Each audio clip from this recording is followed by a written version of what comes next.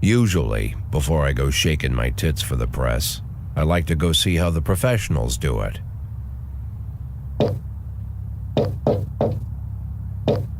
Some might say the chief of police has no business in an institution like this, but in fact it's the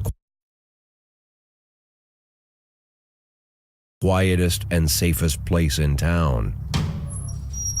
You won't run into any reporters, nobody gets into any fights, nobody drinks too much, nobody even raises their voice.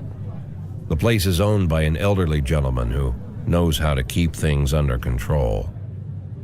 That's why I never invite my friends here.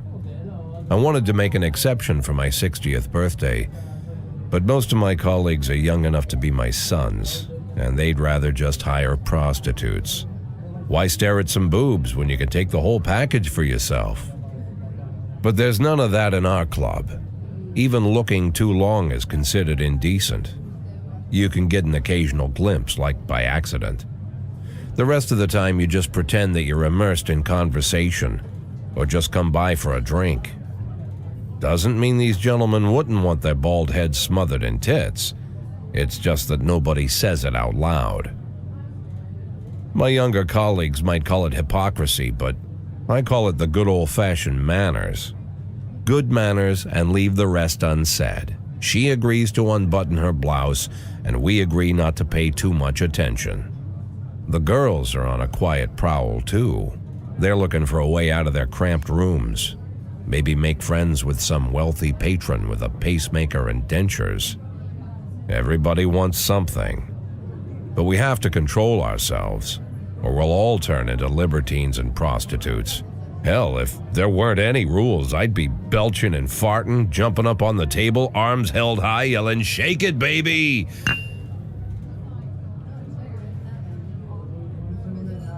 No idea how I got so barbaric.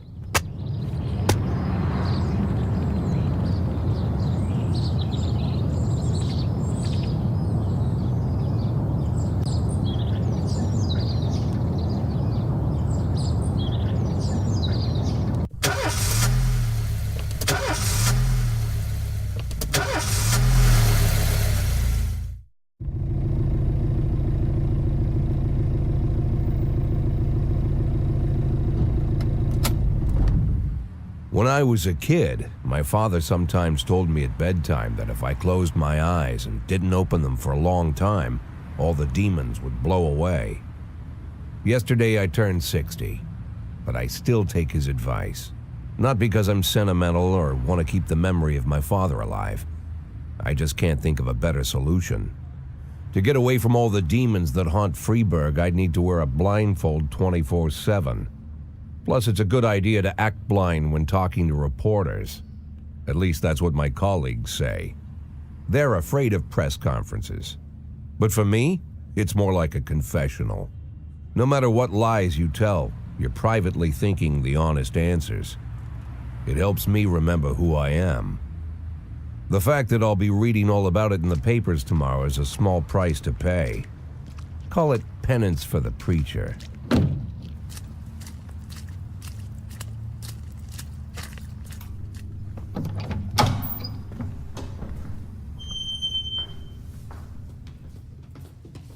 This is the first time I'm afraid of those answers my mind has given me.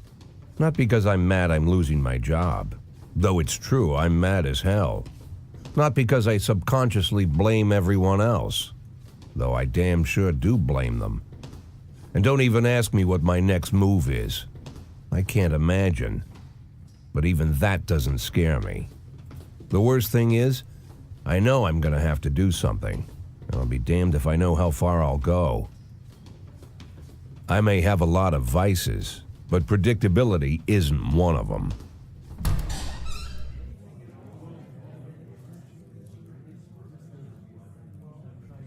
I learned a long time ago how to drive away the swarming demons. But what do you do when they're trying to rip your soul from your skin? Shutting my eyes tight as I can. The best solution remains the same: play blind. I just hope the reporters think I was blinded by the camera flash.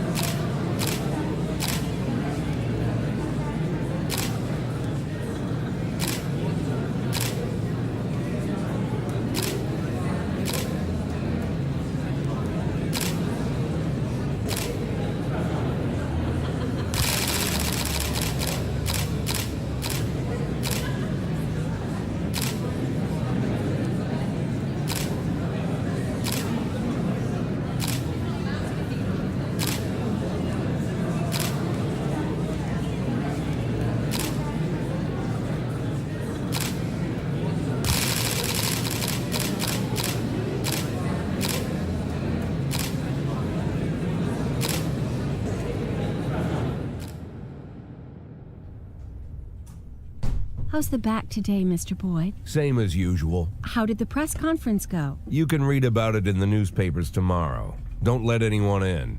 Even Mr. Kendrick? Especially Mr. Kendrick.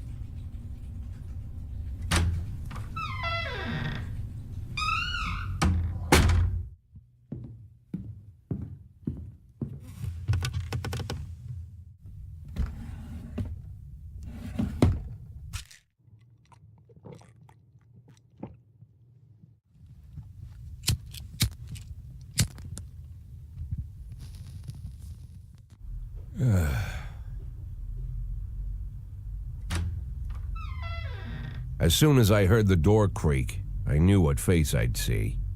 When I tell Emma not to let anyone in, there's only one man it could be. Rude, arrogant, no warning. That's Mayor Rogers in a nutshell. White summer shoes, white socks, white shorts, white polo shirt, and the white smile of a hungry shark. Mayor Rogers enters every room like he owns the place. Even the floorboards under his feet sound like they're creaking an apology. He never shied away from the odd corruption scheme. It's like the devil walks behind him. In the movies, the villains controlling the city play golf with the judges. Rogers plays tennis with them instead. That's about the only difference. Jack, I was hoping to catch you after the press conference. You ran away so quick. There's no smoking at City Hall. No reason for me to hang around. Well, this morning I signed a ban on smoking in all public buildings. Soon you won't be able to smoke here either. Soon enough, I won't be here at all. That's what I wanted to talk to you about. The people of this city like you, Jack. The police chief of all people. Don't betray that, Jack. Don't get wrapped up in any schemes. Sit nice and quiet for the next 180 days, and you'll be remembered as a hero. That's the only thing that you still have left. Be the hero. Then how am I supposed to scrape together a retirement fund? You had a million chances to secure a luxury pension, one that even I would have envied, although I've never set aside any money for myself. I'm not planning to retire anytime soon.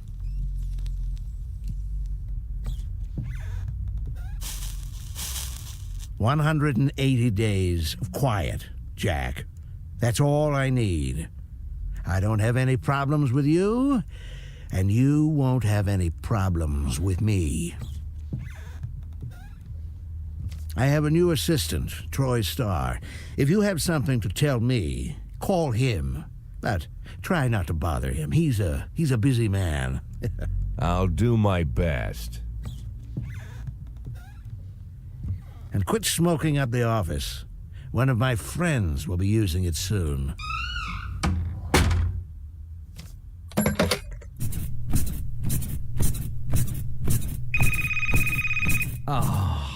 I'm sorry, babe. Only the mayor has this number.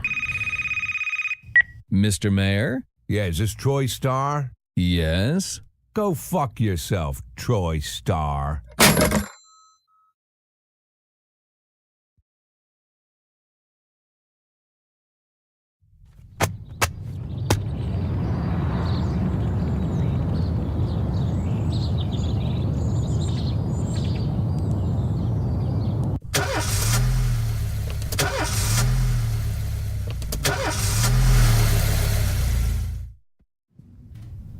Cops don't use the police station cafeteria anymore. There's some kind of stigma against sitting shoulder to shoulder with your partners. Everybody just takes snacks from the machines or grabs a meal and hammers it down in the corner like a vulture on a corpse. The main thing? Don't look into anyone's eyes. Could be construed as an invitation to sit together. The only people eating here are ghosts.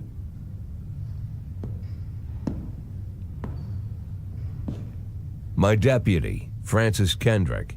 He recently became one of those ghosts, the subject of one of the most devastating corruption scandals in the history of Freeburg. No evidence to support the accusations, but everyone knows Kendrick's days are numbered. I need that file I asked for. Needs to be ready tonight. Francis didn't say anything, but I understood. Ghosts aren't supposed to talk. Besides, I got a feeling he was already finished.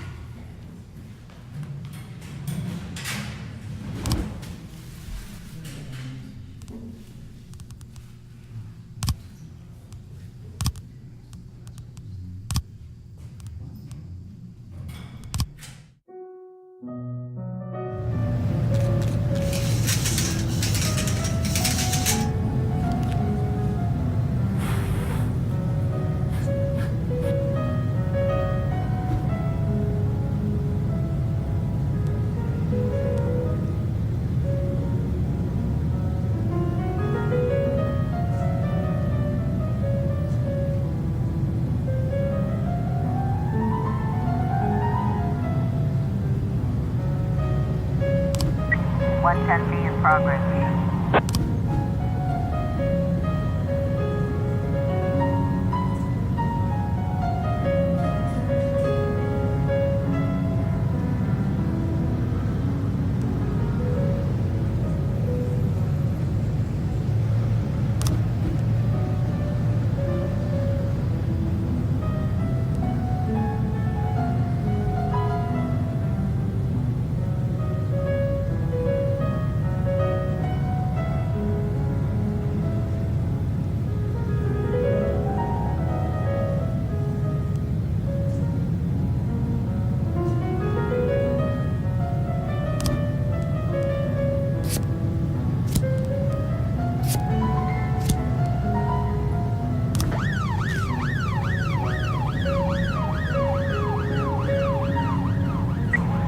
311A in progress.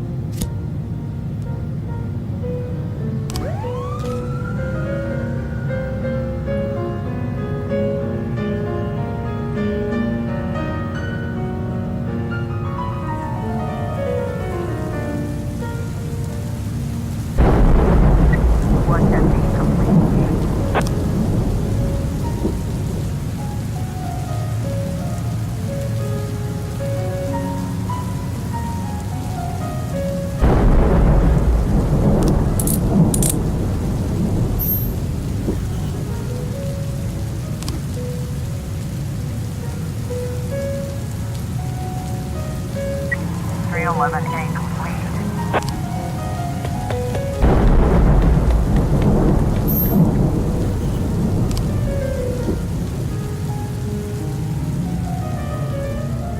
910C in progress.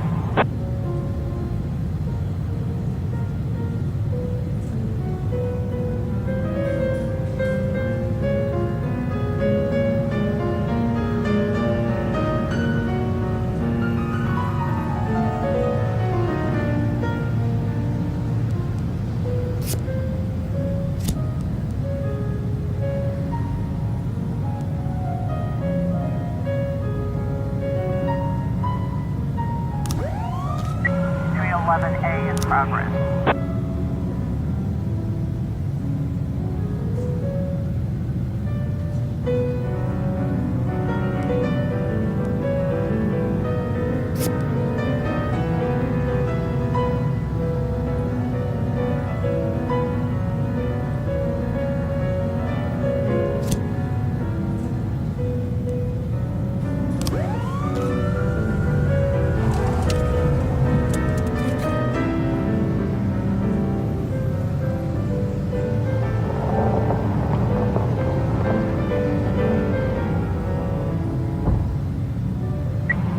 A in progress.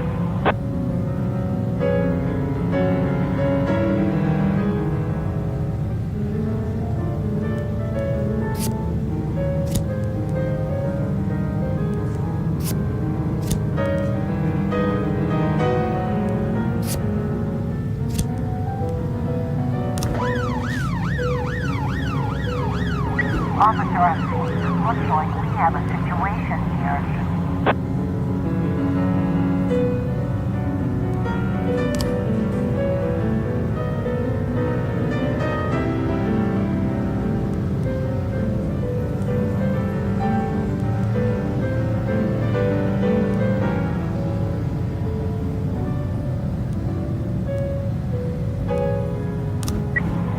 Completion.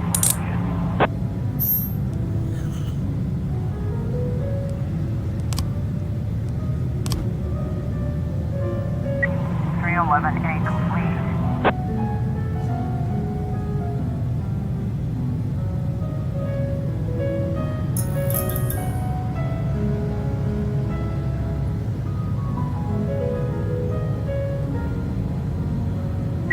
A completion.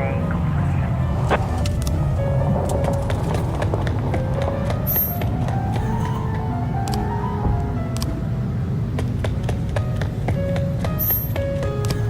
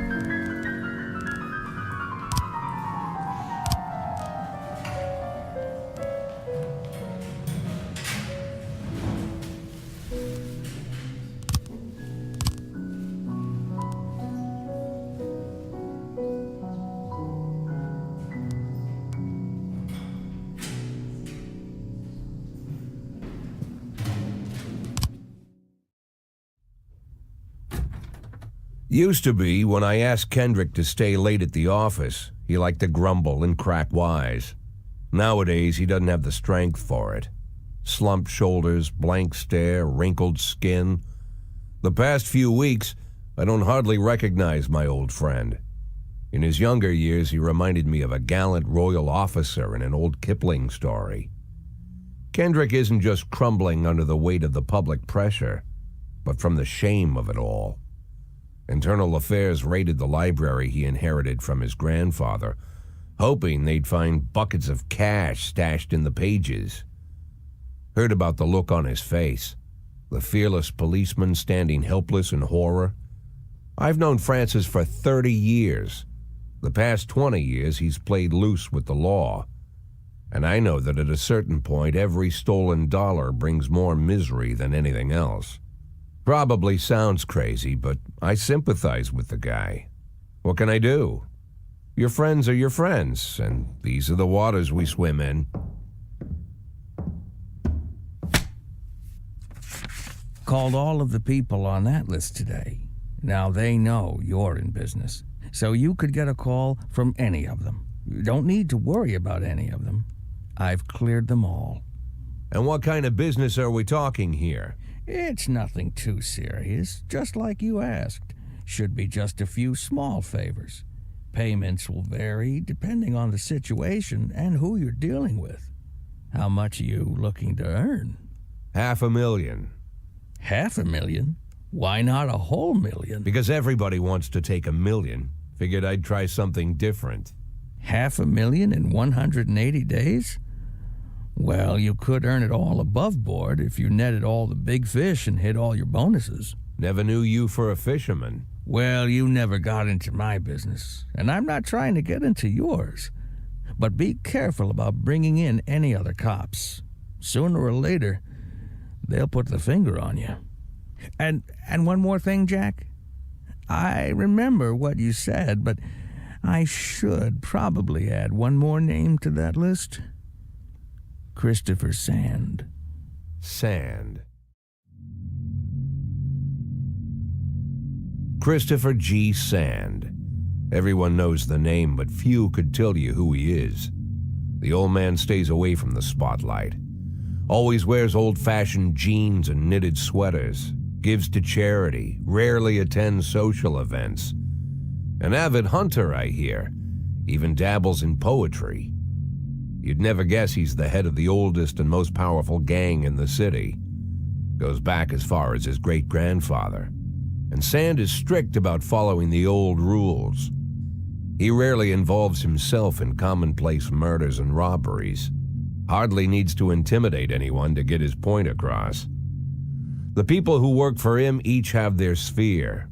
They provide protection where needed, even work with the authorities when they want to make a deal. Meanwhile, Sand pulls the strings without getting his hands dirty. People sometimes mistake his quiet approach. A couple years ago, an arms dealer decided to expand its business without asking permission, and his whole family paid the price. In 4 weeks, Sand killed 31 people. Old men, women, even a few teenagers. And Sand's people made sure every paper reported it. Frank, I don't want to hear you say that name again. Jack, please, listen to me. I'm in with these guys. We agreed, Frank. That's not the kind of business I'm into. I don't go there. Never have, never will.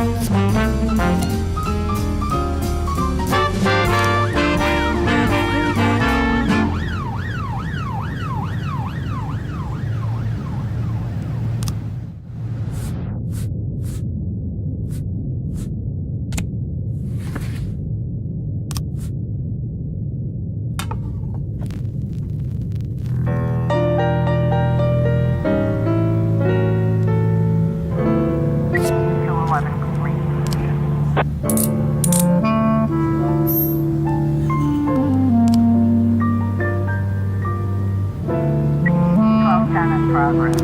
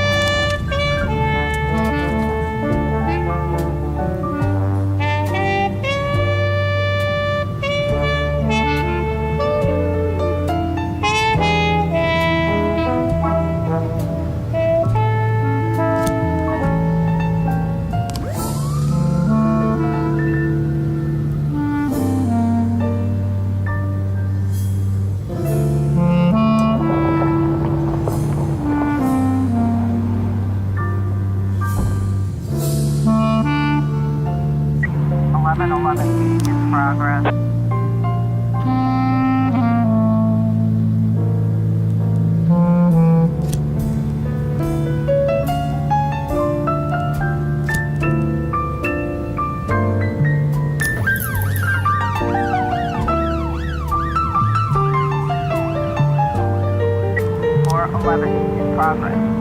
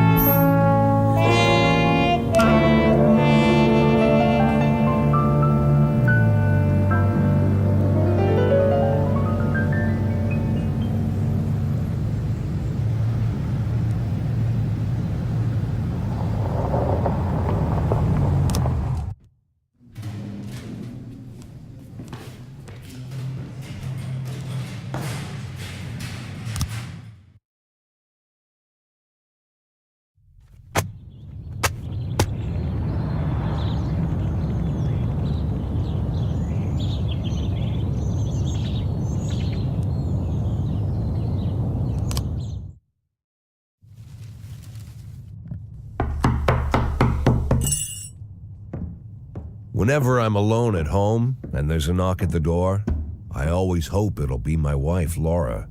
She's always forgetting her keys. Hello, my name is Steve, and you're Jack Boyd, is that right? To get to my front door, the Bible boys walked about a mile from the local bus stop, jumping over mud puddles and skirting a couple of landfills. Laura doesn't go in for religion either, but according to her, these brave lunatics with their fake smiles deserve at least a minute of attention. She patiently listens to them, asks them questions, regales them with pastries, and never once dropping a hint of condescension. When I watch her do it, I've got to admit it gets me. I'd have hugged those boys, sat with them on the porch, and lit up a cigar.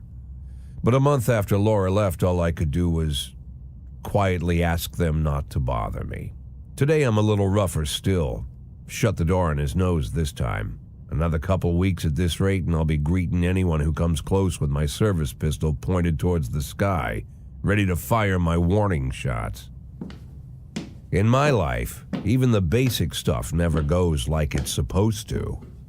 Normally, when a wife is going to leave home, she'll make a scene or at least sit everyone down for a serious conversation. But Laura just disappeared.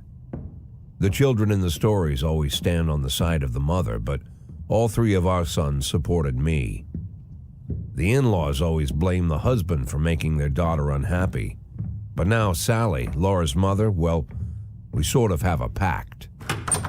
The fellow Laura ran off with is young enough to be her son. I hear he's 30 years old. Of all the possible information a man can know about his wife's lover, I get hit with that. Fortunately, Laura's mother doesn't like the way it sounds either. Sally figures this guy just thought he'd have some fun with a mature woman, but he'll be back chasing college girls before the year is out. So we have an agreement. Sally's going to track down Laura and try to reason with her, and we'll arrange a meeting. Meanwhile, I'm supposed to not do anything stupid, which of course means anything at all. It's a crazy situation. I'm the police chief, and the person I'm trusting to find my wife is an old woman armed with a phone book. But I can't afford to lose Sally as an ally. So for the moment, I had to swallow my pride.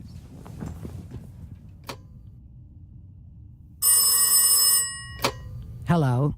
Mrs. Markham, this is Boyd. Oh, is there any news? That's what I wanted to ask you. Have you found anything? An address, phone number? Have you spoken to her? Don't worry, Jack. I've narrowed the range to 2 suspects, or whatever you like to say at your police building. At my police building, we find people faster than a funny old woman chirping on the phone with my wife's girlfriends. Oh, you're an old man, Jack. Come to your senses. They'd give us straight odds on the street. But I've got more energy, Jack. Maybe you think I'm a foolish old woman, but I go to my book club, argue with the girls about Byron, and it gives me energy. I talk to my dogs, and it gives me energy. And you have nothing, Jack. You don't even have a hobby. You got no passion. It's why Laura left you. Let's not go back into that, Sally. Find my wife, and we can discuss my hobbies later. I'm waiting for your call, and my patience is running thin. Laura, if you've stopped loving me, I'll let you go. I can't expect the impossible from you. Just don't let me die out here, okay?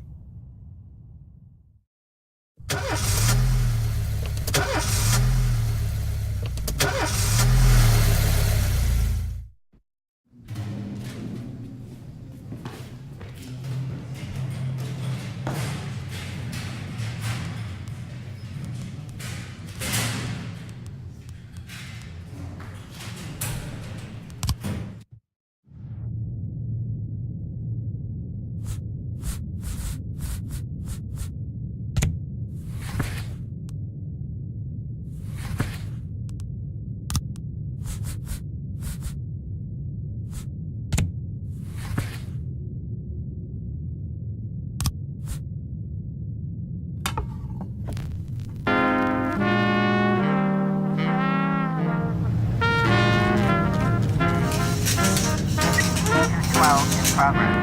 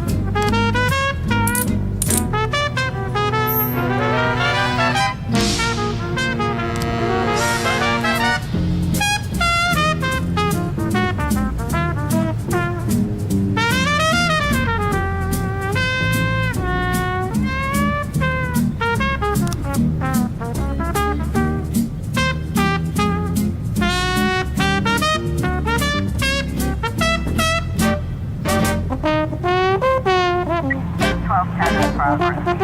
Looks like we have a situation here.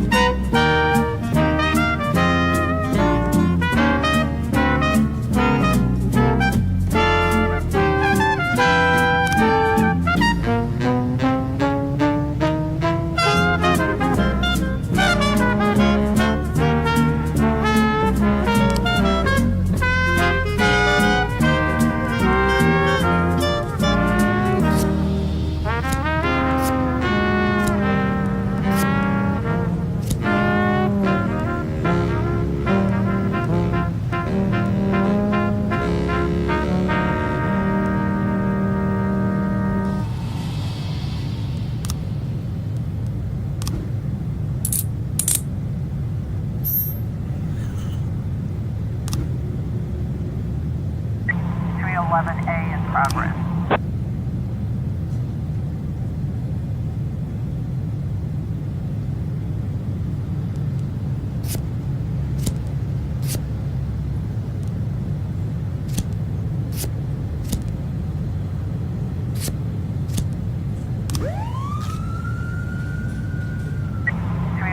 A in progress.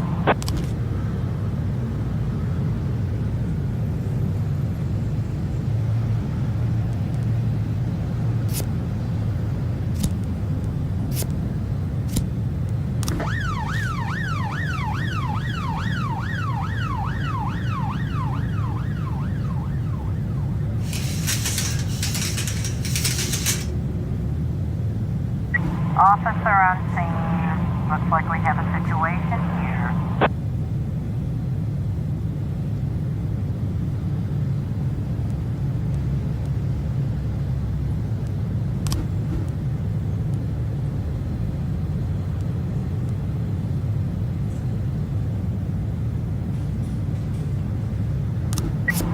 A complete.